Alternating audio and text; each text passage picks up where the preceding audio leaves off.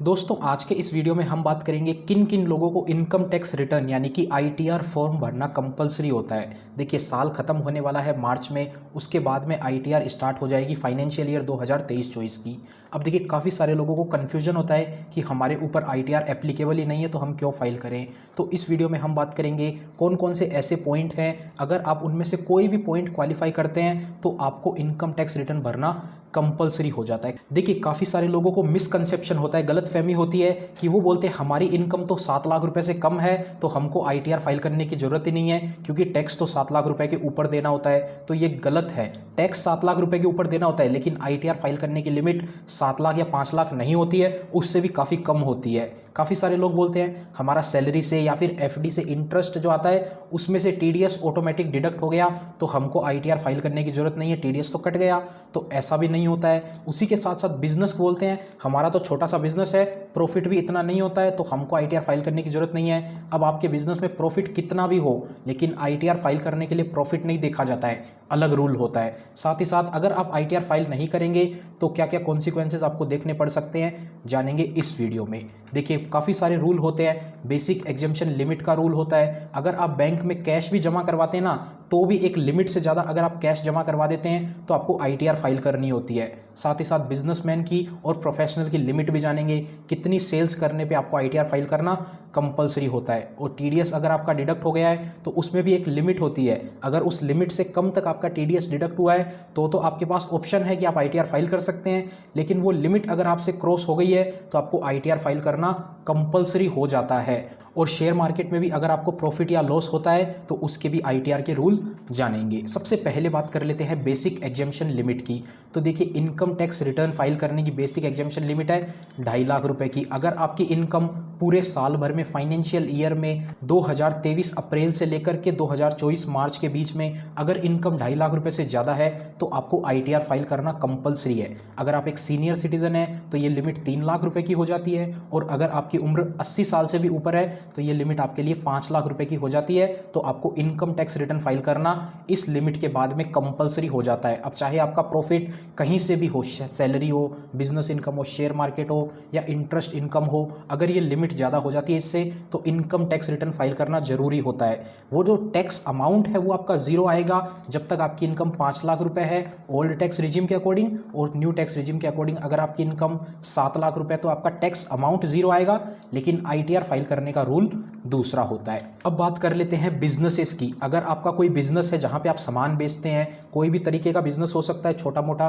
तो वहां पर अगर आप पूरे साल भर में 60 लाख रुपए से ज़्यादा की सेल्स करते हैं तो आपको इनकम टैक्स रिटर्न फाइल करना कंपलसरी हो जाता है। प्रॉफिट आपका कितना भी हो लेकिन अगर आपकी सेल्स जो है वो 60 लाख रुपए से ज़्यादा है पूरे फाइनेंशियल ईयर की तो आपको इनकम टैक्स रिटर्न फाइल करना कंपलसरी हो जाएगा। उसी के साथ साथ प्रोफेशनल की बात करें, प्रोफेशनल में यानी कि सर्विस देने वाला हो जाता है, अकाउंटेंट हो, लॉयर हो, कोई इलेक्ट्रीशियन है, इंजीनियर है, कोई फ्रीलांसिंग काम करता है, कोई यूट्यूबर भी है, तो उनकी जो पूरे साल भर की ग्रोस रिसिप्ट्स होती है अगर वो 10 लाख रुपए से ज़्यादा हो जाती है तो उनको भी इनकम टैक्स रिटर्न फाइल करना कंपलसरी है। एक साल की बात कर रहे हैं यानी कि फाइनेंशियल ईयर अप्रैल से मार्च तक का होता है, यानी कि 2023 अप्रैल से लेकर 2024 मार्च तक आपके एक साल का ग्रोस रिसिप्ट यानी कि जो पैसा कलेक्ट हुआ है वो 10 लाख रुपए से ज़्यादा है तो आपको इनकम टैक्स रिटर्न फाइल करना कंपलसरी हो जाता है। चलिए अब बात कर लेते हैं, अगर आपको बिजनेस से या फिर शेयर मार्केट से लॉस हो जाता है तो आप अपनी इनकम टैक्स रिटर्न फाइल करके उस लॉसेस को कैरी फॉरवर्ड कर सकते हो। यानी कि कैरी फॉरवर्ड मतलब इस साल में लेट्स से आपको 5 लाख रुपए का लॉस हो गया शेयर मार्केट से या फिर बिजनेस से, तो वहाँ पर आपको 5 लाख रुपए अपना इनकम टैक्स रिटर्न में दिखाना है कि आपको लॉस हुआ। नेक्स्ट ईयर क्या होगा, आप जब आईटीआर फाइल करेंगे आपको 10 लाख रुपए का अगर प्रॉफिट हो गया तो ये 5 लाख रुपए जो है ना आप इसको एडजस्ट कर सकते हो।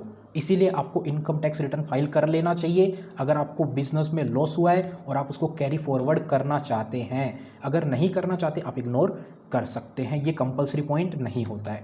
तो वीडियो में आगे बढ़े उससे पहले मेरा आपसे एक सवाल है, आप स्टॉक्स कैसे परचेज करते हो?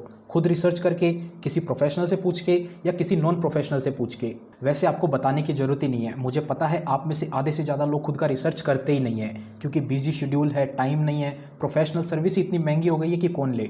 तो आज आपको मिलेगा खुद का रिसर्च एनालिस्ट जिसका नाम है तेजी मंदी। ये मोतीलाल ओसवाल फाइनेंशियल सर्विस की सब्सिडरी है and they have more than 35 years of experience in market and researching, और साथ ही ये सेबी रजिस्टर्ड भी है जिनके 1.5 लाख से भी ज़्यादा सब्सक्राइबर्स हैं। आपको इसमें मिलते हैं 2 डाइवर्सिफाइड और बेटर फंडामेंटल्स वाले पोर्टफोलियो जो 3 से 5 साल होल्ड करने के लिए बेस्ट होंगे, और इनके पोर्टफोलियो ने निफ्टी 500 और इक्विटी स्मॉल कैप को भी बीट किया है काफ़ी बार। इसके अलावा मार्केट के उतार चढ़ाव के बाद पोर्टफोलियो को रीबैलेंस भी करेंगे कि कब कौन सा स्टॉक परचेस करना है, कब एग्जिट करना है, एंड ये भी बताते हैं कि कौन सा स्टॉक किस टाइम होराइजन तक के लिए रखना है। इसके लिए आपको सिर्फ अपने एग्जिस्टिंग डीमैट अकाउंट को लिंक करना है। एक बोनस टिप ये है कि इसमें आपको वीकली पोर्टफोलियो रिपोर्ट भी मिलती है, वो भी आपके रजिस्टर्ड व्हाट्सएप मोबाइल नंबर पे वीडियो फॉर्मेट में, ताकि आप अपडेटेड रहो आपका कौन सा स्टॉक पोर्टफोलियो में कैसे इफेक्ट कर रहा है and market ups and down से अपडेटेड रह सको। और ये सब फीचर मिलते हैं आपको केवल 99 रुपीज़ पर मंथ में, और अगर आप इनका एनुअल प्लान लेते हैं जो कि आपको पड़ता है 1188 रुपीज़ का, और इसके अलावा भी काफ़ी सारे प्लान हैं जो आप इनके ऐप में चेक कर सकते हो। मैंने ऐप को इंस्टॉल करने का लिंक डिस्क्रिप्शन में दे दिया है, तो जरूर से चेकआउट कीजिएगा। चलिए वीडियो में आगे बढ़ते हैं। उसके अलावा बात कर लेते हैं कैश डिपॉजिट की सेविंग अकाउंट के अंदर। तो देखिए, अगर आप अपने सेविंग अकाउंट में 1 साल के अंदर पूरे फाइनेंशियल ईयर में 50 लाख रुपए से ज़्यादा का कैश डिपॉजिट करवाते हैं ना, तो आपको इनकम टैक्स रिटर्न फाइल करना कंपलसरी हो जाता है। ये लिमिट एक बैंक की नहीं है, एक पैन कार्ड से एक आदमी के नाम पे जितने भी अकाउंट है सेविंग में, वो सारों का सारा लिमिट काउंट किया जाएगा। आपने 10 अकाउंट खुलवा रखे हैं, हर बैंक में आप 5-5 लाख रुपए जमा करा रहे हैं, तो भी ये लिमिट 50 लाख रुपए की हो जाती है। तो आपको ये रूल जरूर से पता होना चाहिए। उसी के अलावा करंट अकाउंट का भी एक रूल है। करंट अकाउंट की लिमिट है 1 करोड़ रुपए की, यानी कि सेविंग अकाउंट की 50 लाख रुपए लिमिट है, करंट अकाउंट की 1 करोड़ लिमिट है। सेम लिमिट है, सारे करंट अकाउंट को देखा जाएगा, एक से नहीं, मतलब आपने 10 बैंक में खुला रखा हो चाहे 15 में, सबका अमाउंट टोटल करके फाइनेंशियल ईयर में अगर 1 करोड़ क्रॉस हो जाता है तो आपको इनकम टैक्स रिटर्न फाइल करना कंपलसरी हो जाता है। उसके अलावा बात करते हैं टीडीएस और टीसीएस की। Tax deducted at source, salary में से भी कट जाता है। अगर आप किसी कंपनी के साथ में बिजनेस डील करते हैं तो उसमें भी वो टीडीएस काट के आपका पेमेंट करते हैं, 1% या 2% काटा जाता है। प्रोफेशनल सर्विस से आपको जो पेमेंट आता है उस पर भी 10% कटता है। बैंक में एफडी इंटरेस्ट से भी आपको टीडीएस कट के मिलता है 10% का। तो टीडीएस तो काफ़ी जगह पे कटता होगा। टीसीएस जो है वो भी काफ़ी केसेस में कटता है। अगर आप कार परचेज करेंगे ना एक सर्टेन लिमिट से बड़े अमाउंट की, तो कंपनी की तरफ से आपसे टीसीएस कलेक्ट किया जाता है 1% के रेट से। अब अगर आपका टीडीएस और टीसीएस मिला के पूरे साल भर में 25,000 रुपये से ज़्यादा है ना, तो आपको इनकम टैक्स रिटर्न फाइल करना कंपलसरी है। और अगर आप फाइल नहीं करते हैं, पिछले कुछ दिनों में काफ़ी सारे लोगों को टीडीएस और टीसीएस से रिलेटेड उनकी लिमिट ज़्यादा थी, यानी कि टीडीएस कटा हुआ है और उन्होंने आईटीआर फाइल नहीं करी, तो उनको नोटिस आए हैं काफ़ी सारे लोगों को। मैं आपको स्क्रीन पे भी दिखा दूंगा, आप देख सकते हैं काफ़ी सारे लोगों को इससे रिलेटेड नोटिस मिले हैं। अब देखिए, टीडीएस यानी कि आपका टीडीएस कट गया है तो आईटीआर फाइल करना आपको कर लेना चाहिए। अगर आपका टीडीएस 5,000 रुपये भी है ना, तो भी आपको आईटीआर फाइल कर लेनी चाहिए। इससे आपको ही बेनिफिट है, ये टीडीएस आपका वापस आ जाएगा। अगर आपकी इनकम टैक्स लिमिट जो है वो कम है, आपकी इनकम 2-2.5 लाख रुपए 5 लाख रुपए तक भी है, तो आपको टीडीएस क्लेम कर लेना चाहिए। आपका पैसा है, वापस आपको मिल रहा है, तो क्यों ना ले। 25,000 से ज़्यादा हो जाता है तो आपको खुद से कंपलसरीली बेसिस पे आईटीआर फाइल करना होता है। अगला पॉइंट आ जाता है इलेक्ट्रिसिटी कनेक्शन से रिलेटेड। अब देखिए, आपके नाम पे जितने भी इलेक्ट्रिसिटी कनेक्शन है, उसका इलेक्ट्रिसिटी बिल, आपके नाम पे 2 कनेक्शन है, अगर उसका 1 लाख रुपए से ज़्यादा का बिल आ जाता है पूरे साल भर का टोटल बिल मानकर, तो आपको इनकम टैक्स रिटर्न फाइल करना जरूरी हो जाएगा।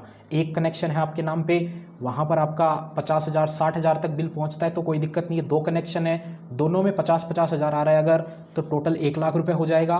तो आपको कनेक्शन है उसमें आपका इलेक्ट्रिसिटी बिल अमाउंट 1 लाख रुपए से ज़्यादा आ रहा है तो आईटीआर फाइल करना कंपलसरी हो जाएगा। पुराना रूल है, पता नहीं इसका क्या सेंस है, लेकिन रूल जो है वो आपको बता दिया। नेक्स्ट पॉइंट आ जाता है फॉरेन ट्रिप पे एक्सपेंडिचर करना। अब आप अपने पैसों से खुद फॉरेन ट्रिप पे जा रहे हैं अगर, या फिर आप अपने पैसों से किसी और के लिए ट्रिप ऑर्गेनाइज कर रहे हैं, तो वो खर्चा जो है फॉरेन ट्रिप पे अगर पूरा मिला के 2 लाख रुपए से ज़्यादा होता है तो आपको इनकम टैक्स रिटर्न फाइल करना कंपलसरी हो जाएगा।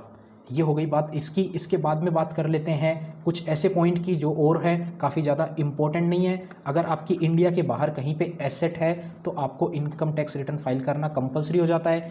अगर आप एक फर्म है या फिर एक कंपनी आपने बना रखी है तो उनके नाम पे आपको इनकम टैक्स रिटर्न फाइल करना कंपलसरी होता है। उनमें आपने चाहे बिजनेस किया हो, नहीं किया, प्रॉफिट है, लॉस है, फर्म या आपने कंपनी रजिस्टर करवा रखी है, तो उनके केसेस में आईटीआर फाइल करना कंपलसरी हो जाता है। अब देखिए कुछ बेनिफिट की बात कर लेते हैं, यानी कि अगर आप आईटीआर फाइल करेंगे तो ये बेनिफिट आपको मिल जाएंगे। जैसा कि आपको टीडीएस के रूल में बताया, इमरजेंसी में अगर आपको लोन चाहिए, आज के टाइम में अगर आपके पास आईटीआर नहीं है, पिछले 2 साल की अगर आपने आईटीआर फाइल नहीं कर रखी आज तक, तो क्या होगा, आपको लोन चाहिए, आप क्या करेंगे, फिर इंस्टेंट लोन ऐप पे जाएंगे, ऑनलाइन आप सर्च करेंगे, जहां पर आपको 30 से लेकर 50% तक के इंटरेस्ट रेट पे लोन देखने को मिलेंगे। अगर आपने वहीं आईटीआर फाइल कर रखी होगी ना, तो यही कंपनीज आपको 20-25% पे लोन दे देगी। और अगर आपके पास आईटीआर है तो आप एनबीएफसीज, रजिस्टर्ड एनबीएफसीज पे जाएंगे, बैंक में जाएंगे, तो आपको 15-16% पे भी इंटरेस्ट रेट पे लोन मिल सकता है। अगर आपकी आईटीआर अच्छी है, वहाँ पर अच्छी इनकम दिखा रखी है, तो आपको 12-13% पे भी पर्सनल लोन ईजिली मिल जाएगा। उसके अलावा आपको वीज़ा एप्लीकेशन करनी होती है, वीज़ा लगाना होता है किसी भी कंट्री के लिए, तो उसमें भी काफ़ी हेल्प हो सकती है आईटीआर की। और आपको क्रेडिट कार्ड लेना है तो उस कंडीशन में भी आईटीआर काफ़ी जगह पे मांगा जाता है। काफ़ी सारे फर्स्ट टाइम अगर आप क्रेडिट कार्ड अप्लाई करने जाएंगे तो काफ़ी सारी कंपनीज ऐसी है जो आपसे इनकम प्रूफ मांगती है, तो आईटीआर एक अच्छा इनकम प्रूफ हो सकता है। तो इस वीडियो में इतना ही। उम्मीद करते हैं आपको वीडियो पसंद आई होगी, और डिस्क्रिप्शन में आपको तेजी मंदी ऐप का लिंक दे दिया है, ज़रूर वहाँ से चेकआउट कीजिएगा।